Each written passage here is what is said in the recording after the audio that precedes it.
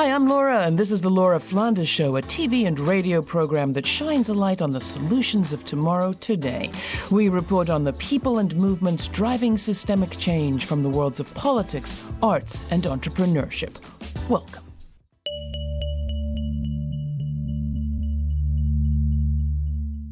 How long can you pay attention for? No, I mean, really, when was the last time you ignored your phone and all the apps and fell into an uninterrupted state of flow? Studies have shown that U.S. teens can only focus on a task for a little over a minute, and we adults in the workplace aren't much better at a 3-minute average. And yet, says today's guest, democracy requires a population to have the ability to pay attention long enough to identify real problems, distinguish them from fantasies, come up with solutions, and hold their leaders accountable. Lose that, he says, and we lose our ability to have a fully functioning society. Yikes! If time is what we have as a measurement for our lives lived, then how we spend our time and for what purpose matters. In his latest book, New York Times bestselling author Johann Hari says it is virtually impossible to have a normal brain these days because we are all victims of attention theft. There are myriad reasons for it. It is not all our fault, but there are some things we can do and get society to do. Hari's book, Stolen Focus, Why You Can't Pay Attention and How to Think Deeply Again, was on a whole lot of best books of 22 lists. Amazon named it one of 3. It is just out in paperback. We last talked to Johann Hari about his book on the war on drugs, Chasing the Scream. That was a while ago. I am super happy to welcome him back. Welcome back, Johann. Great to have you. Hooray. I'm so happy to be with you, Laura. Thanks so much for having me. All right, so break it to me gently. I have just been on a 10-day break, right? And during that period, I felt my stress decrease, my calm increase. I actually managed to read an entire 800-page book. Getting COVID again and not being able to see anybody helped. A snowstorm helped. But boy, I feel great. What is about to happen? You've looked at the science. Well, I wanted to answer this for myself because, the reason I wrote the book is because every year that passed, things that require deep focus that are so important to me, like reading books, having proper long conversations, watching films, we're getting more and more like running up a down escalator. Do you know what I mean? I could still do it, but it was getting harder and harder. And like you say, I could see this was happening to huge numbers of people around me. For every one child who was identified with serious attention problems when I was 7 years old, there's now 100 children who've been identified with that problem. So I wanted to understand what's happening to us, right? And what I learned is the answer to your question is quite surprising. There's scientific evidence for 12 factors that can make your attention better or can make your attention worse. And loads of the factors that can make your attention worse have been hugely rising in recent years. So I'll give you an example of one of the causes that I think is about to hit you, Laura. I went to MIT, the Massachusetts Institute of Technology, to interview one of the leading neuroscientists in the world, an amazing man named Professor Earl Miller. And he said to me, look, there's one thing you've got to understand about the human brain more than anything else. You can only consciously think about 1 or 2 things at a time. That's it.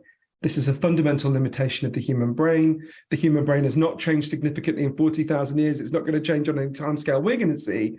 You can only think about 1 or 2 things at a time. But what's happened is we've fallen for a kind of mass delusion. The average teenager now believes they can follow 6 or 7 forms of media at the same time, and the rest of us are not very far behind them. So we're constantly juggling. And it turns out that juggling comes with a really big cost. The technical term for it is the switch cost effect. When you try and do more than one thing at a time, you do all the things you're trying to do much less competently. But I think as you come back into this environment, you're going to be interrupted a lot more. There's a study that found if you're interrupted by something as simple as a text message, it takes you on average 23 minutes to get back to the level of focus you had. One of the things that strikes me from your book, and the book is packed with studies, I encourage people to check it out, is what you say about how lack of attention affects democracy. And how, in particular, lack of attention or the ability to focus predisposes people to embrace sort of simplistic authoritarian solutions. You think about attention problems, you think, oh, I went to the fridge to get a Diet Coke. I got a text from my friend. I replied. I came back to my laptop. I didn't have my Diet Coke. We think of it as this constant low-level distraction, which is having profound effects on us and our children and our ability to think clearly. But the deeper you look into this subject, the more you discover that it's actually having profoundly deleterious effects, not just at an individual level, not just for us and our children, but actually for our whole society, for our democracy. I spent a lot of time in Silicon Valley with people who designed key aspects of the world in which we now live. They are sick with guilt at what they've done, a lot of them, by the way. And they explained to me, anyone watching, please don't, but if you open Facebook, TikTok, Twitter, Instagram now, and you begin to scroll, those companies immediately begin to make money out of you in two ways. The first way is really obvious. You see ads. Okay, you don't need me to tell you about that. Second way is much more important. Everything you do on these apps is scanned and sorted by their artificial intelligence algorithms to learn who you are. They're harvesting information about you, and they're gathering this information for one reason in particular. They want to keep you scrolling, because the longer you scroll, the more ads you see, the more money they make. And every time you close the app or your kids close the app, that revenue stream disappears. So all of this genius, all of these algorithms in Silicon Valley are geared when it comes to social media to one thing and one thing only, figuring out how do we get Laura to pick up her phone as often as possible, open the app as often as possible, and scroll as long as possible. This led to a political effect that no one intended, right? The algorithms are scanning all of us. They're figuring out, okay, what keeps Laura scrolling? What keeps Johann scrolling? What keeps everyone watching scrolling? And the algorithms bumped into an underlying truth about human psychology. It's been known about for 90 years now. It's called negativity bias. It's very simple. Human beings will stare longer at things that make them angry or upset than they will at things that make us feel good. If you've ever seen a car crash on the highway, you know exactly what I mean. When this combines with algorithms that we're exposed to for 3-4 hours a day, designed to keep us scrolling, it has a horrendous effect. It's very interesting, though, what you're saying, because you're not simply blaming the technology. We'll get to that, but you're blaming a function of it. The debate isn't, are you pro-tech or anti-tech? The debate is what tech, working in whose interests, designed for what goals. We can have all the technology we currently have, but have it not designed to have this effect on us. And just to tease out a little bit more about the democracy element, if that's okay, Laura. So this effect, the nice people are muffled, the angriest people are amplified. Imagine that applied to a whole country, except you don't have to imagine it, because we're living it, right? We've been living it for more than 10 years now. I mean, when Jair Bolsonaro, the fascist, and it's not a word I use lightly, who won the Brazilian presidential election, fortunately just defeated by a hair's breadth. Now living in Florida. Yeah, so he had been a washed up, forgotten, far-right senator until the algorithms picked him up, began amplifying him. And the night he won, his supporters at his election rally chanted, Facebook, Facebook, Facebook, because they knew why they were there. So there's many reasons why we've got to deal with this attention crisis. I would say to anyone watching, at a personal level, just think about anything you've ever achieved in your life that you're proud of. Starting a business, being a good parent, being part of a campaign group, learning to play the guitar, whatever it is, that thing that you're proud of required a huge amount of sustained focus and attention. And when attention and focus break down, your ability to achieve your goals and solve your problems breaks down. That's true for individuals, and that's true of wider societies. We've got so many crises we need to deal with that require sustained focus and attention on the part of the citizenry. Now, we can get back to that, but we have to first acknowledge what's gone wrong. What is it we want to distract ourselves from? There's a lot of unhappiness, loneliness, people being controlled and humiliated at work in our society. Do you think that's part of the problem?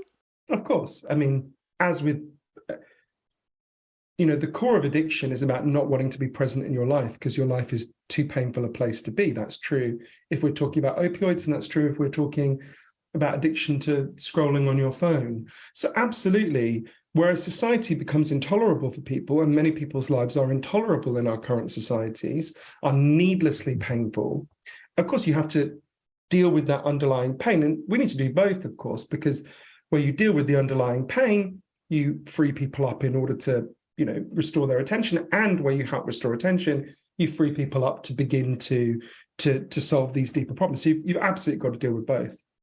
You have your guy, Tim Miller, in Silicon Valley saying, we could create technology that would create greater states of calm and reduce stress. We don't, but we could. Any evidence that anybody is out there working on that? 100%. I went to lots of places that are doing it, but and I'll talk about it in a second. But I would say with all of the 12 factors that I write about in Stolen Focus that are harming our attention, there's, I think, 2 levels at which we've got to tackle them. I think of them as defense and offense. There are loads of things that we can do to defend ourselves and our children at an individual level. I'll give you an example of one. I feel a bit like a QVC person here, but I won't plug the brand. This here is a K-safe. It's a plastic safe. You take off the lid, you put in your phone, you put on the lid, you turn the dial, push the button, and it will lock your phone away for anything between 5 minutes and a whole day. And how many times have you tried to crack it open? I go through dozens of things in the book that people can do immediately to protect themselves and their children. And a lot of the book is about our kids as well. But I want to really level with people because I do not think most books about attention are being honest with people. I am passionately in favor of these individual changes. They're really important. On their own, they're not going to solve the problem. Give you an example of a place that I went to that did it. There's lots of places that have taken steps to this, but I'll give you an example of one. In France in 2018, they had a huge crisis of what they called le burnout, which I don't think I need to translate. And the French government, under pressure from labor unions, they would never have done it without that pressure, set up an inquiry to figure out why is everyone so burned out these days. And they discovered one crucial factor. 40% of French workers felt they could never stop checking their phone or email while they were awake because their boss could message them at any time of the day or night. And if they didn't answer, they'd be in trouble. So I can give those people all the lovely self-help advice in the world, right? They can't do it. If they're going to lose their jobs if they do it, they can't do it. So it required a collective solution, which the French government, again under pressure from labor unions, introduced. It's very simple. Every French worker, by law, has what's called a right to disconnect. Just says your work hours have to be stipulated in your contract. And when your work hours are over, unless they're paying you overtime, you don't have to answer your phone. You don't have to check your email. We can't do that on our own. You can't go to your boss and go, I'm just not answering emails after I leave work anymore, unless you're a very powerful person in your workplace. But together we can assert that, right? And that's had a really profound effect on restoring people's attention in France. And this goes to a really important shift in psychology I think we need. You know, when I started researching the book, I just thought, well, the reason I can't pay attention is obvious. There's something wrong with me. My willpower isn't strong enough. You know, the most important thing I can communicate to people is if you're struggling to focus and pay attention, or your kids are struggling to focus and pay attention, this is not your fault. There's nothing wrong with you and there's nothing wrong with our children. There's something wrong with the way we're living. This is the Laura Flanders Show. I'm Laura. My guest is journalist and best-selling author Johann Hari, whose most recent book, called Stolen Focus, Why You Can't Pay Attention and How to Think Deeply Again, was just released in paperback from Bloomsbury. The book's all about our decreased ability to pay attention and what it's going to take to get our focus back. The tech giants thrive off our distraction, he says. Could they develop tools to help us find calm and reduce stress? Well, maybe. Our conversation continues. You can hear more about that. In the meantime, head to our archives at lauraflanders.org for more of my interviews with Hari. He was last on the show back in 2015 with his book Chasing the Scream about the war on drugs. And don't forget that our show airs on community radio and public television stations all across the country, as well as a free podcast. You can watch the show at lauraflanders.org. And while you're there, think about becoming a member. Members receive all our web exclusives, including the full uncut version of every week's conversation. In this week's, Johann talks about the subject of his next book, Noam Chomsky, a man with no focus problem, it seems. Stay tuned as my conversation continues with Johann this time, but first here's Same Home by Rise Ashen and Thielund Kiknose, released on Winnipeg-based Balanced Records.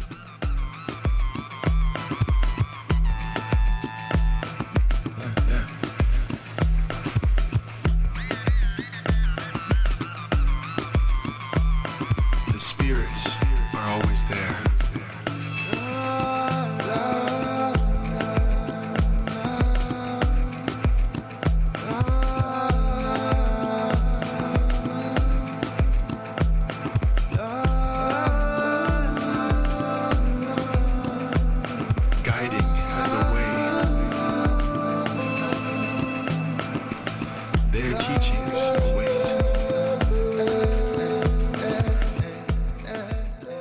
And you do, I mean, you said that there are 12 aspects, and we've only touched on a few of them. Some of the others are, the food we eat and the way that we exercise or don't, the way that we're raising our kids, etc. The list is long, not to mention pollution of the environment, etc. Are you hearing from governments, from legislators, from people who are trying to address these sort of interconnected issues? A crazy mixture of people have been responding to the book. I think I've written the only book that has ever been praised by both Hillary Clinton and Tucker Carlson, for example, which is not where I ever expected to be in life, but okay, I'll take it.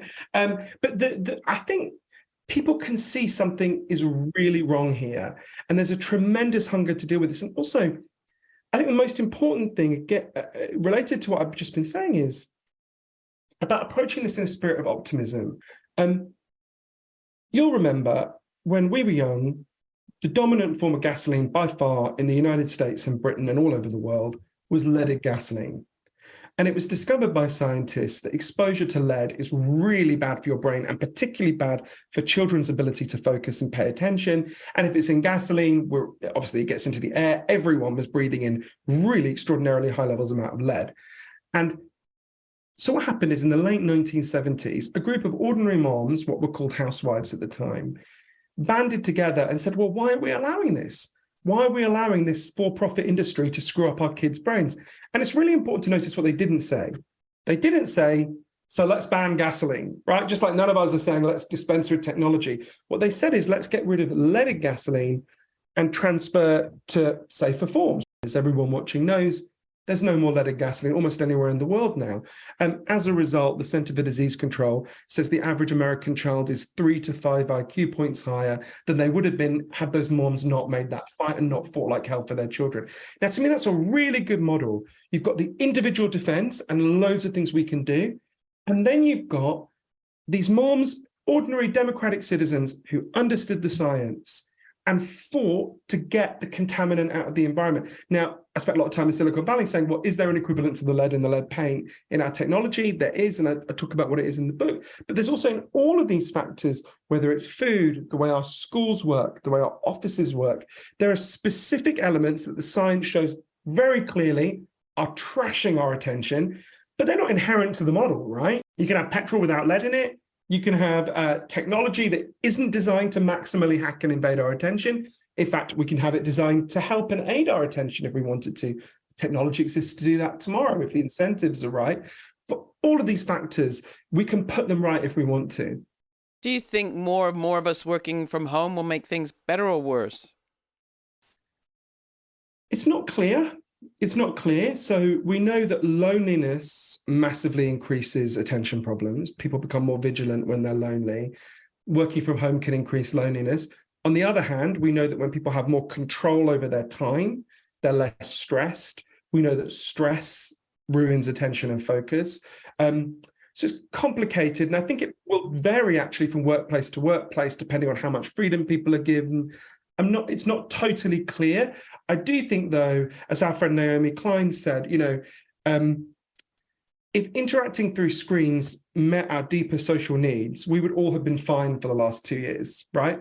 Instead, I never once heard anyone say in the last 2 years the sentence, hooray, another Zoom call, right? So what it tells us is there's something about screen-based, of course, there's many good things about screen-based interaction, but it tells us also there's something about it that doesn't meet our needs to be seen and heard. I do want to ask you about the connections between this book and your last two books, and in fact, social connections, because I think we can do all sorts of things. And the Biden administration is poised possibly to use antitrust legislation. There's support from right and left to try to address the monopoly aspect of some of these huge tech platforms, and I'm all for it. But I also think there's an element on us to talk to people, to actually reconnect in our lives.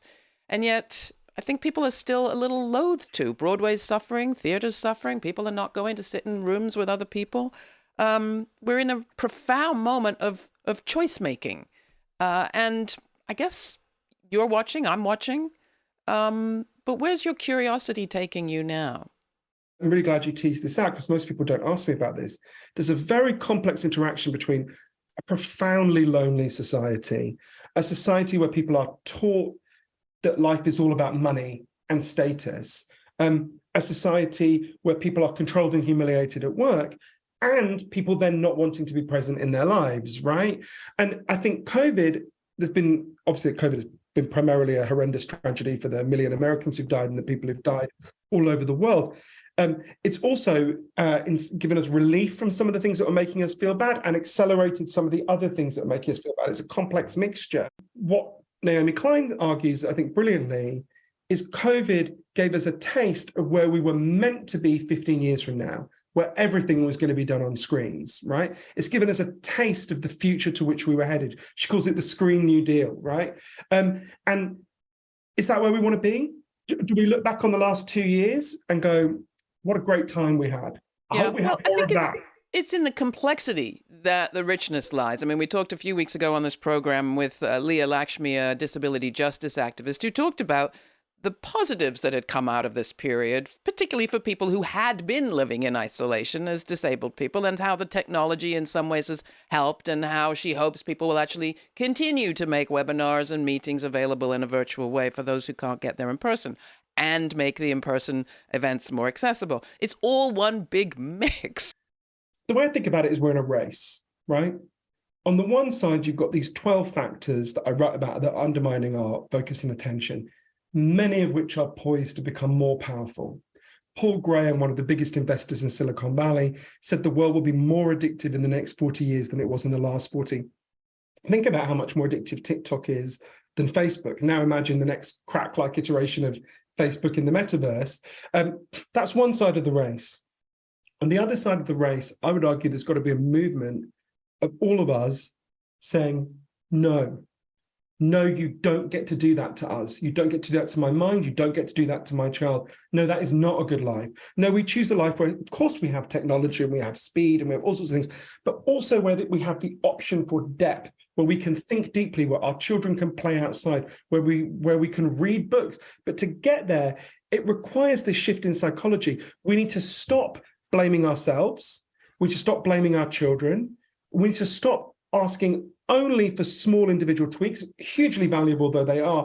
We are the free citizens of democracies, and we own our own minds. And if we follow the scientific evidence, we can take our minds back if we want to. So the AI image and chat creations that we're seeing come online right now in tremendous number, everything from chatbots to Deep Dream, all those kinds of things. Do we just say no? I mean, is there a moment where we just say no? Definitely not. No, there's loads of great things about those technologies. I mean, AI is going to uncover all sorts of profoundly liberating things for humanity if we get it right. So it's not a kind of Luddite no to technology. What we want is A, technology that works for us, not against us. You can only get that with regulation. And B, some life where you're not constantly enthralled to technology. Professor Suna Lehman in Copenhagen is an amazing man who did the first ever study that proved that our collective attention really is shrinking. And just by coincidence, the day I interviewed him in Copenhagen, the day before, a couple of days before, a photograph had been released. A lot of people watching will have seen it.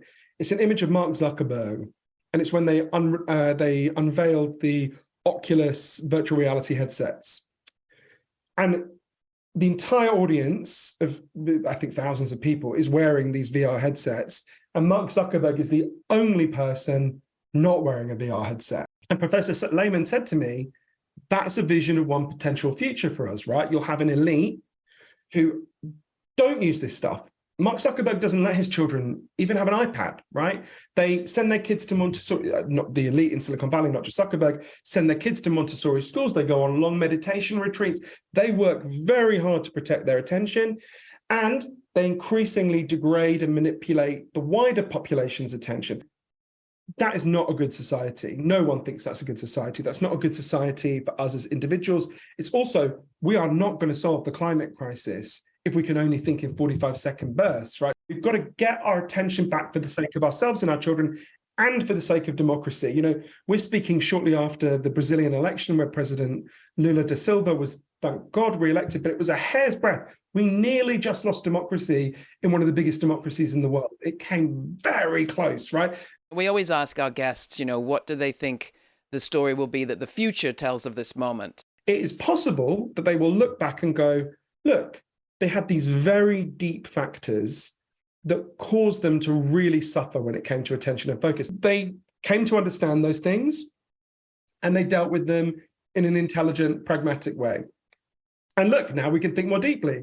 That's one option. Another option is they'll look back nostalgically on the time when people had a whole 45 seconds per task in an office, right? Entirely depends on us. The truth is we have to decide, do we value attention? Do we want our children to be able to read books and think deeply? Do we want that for ourselves? And that's a choice we have to make, right? Now, we're not making it in a context of our own choosing. Your book is called Stolen Focus because your attention didn't collapse.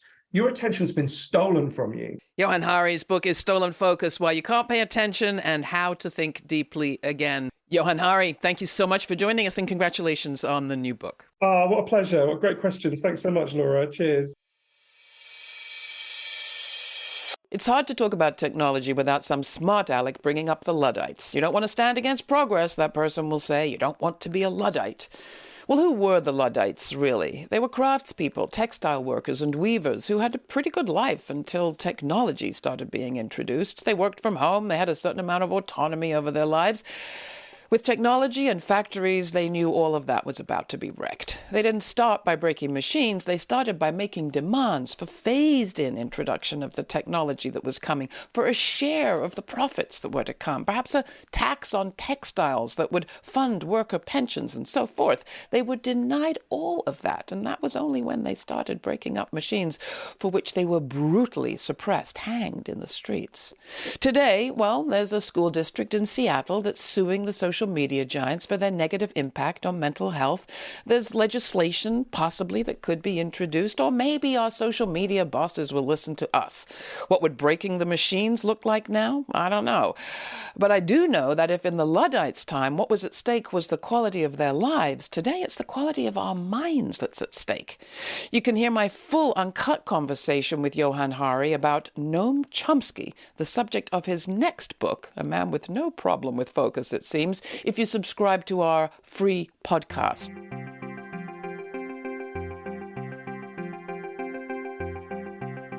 For more information on this week's show, check out our show notes posted at patreon.com/The LF Show. That's where you'll find links to related articles and past episodes from our archives to explore, and an invitation to watch the premiere of each week's show on our YouTube channel and chat live in real time with me, Laura Flanders, Sundays at 11:30 a.m. Eastern.